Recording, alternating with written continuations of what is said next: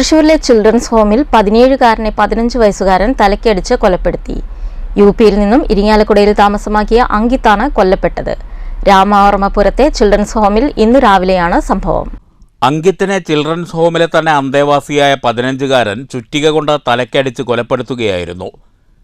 ഇന്നലെ രാത്രി ഇരുവരും തമ്മിൽ തർക്കം നടന്നിരുന്നതായി പറയുന്നു. തുടർന്ന് രാവിലെ വീണ്ടും തർക്കമുണ്ടായി. ഇതിനിടെ അങ്കിത്തിന്റെ തലയ്ക്ക് അടിയേൽക്കുകയായിരുന്നു.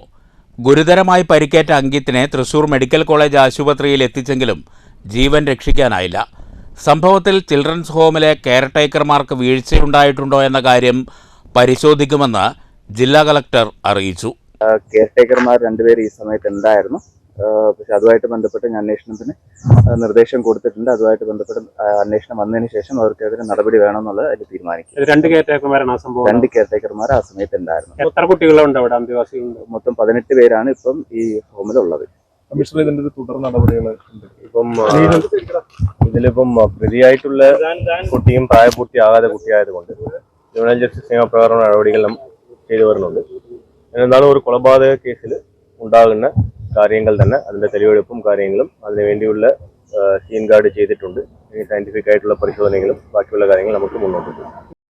2023 മുതൽ തൃശൂർ ചിൽഡ്രൻസ് ഹോമിലെ അന്തേവാസിയാണ് അങ്കിത്ത്. കൊല നടത്തിയ 15-കാരൻ 1 മാസം മുമ്പാണ് ചിൽഡ്രൻസ് ഹോമിലെത്തിയത്. News bureau, Thrissur.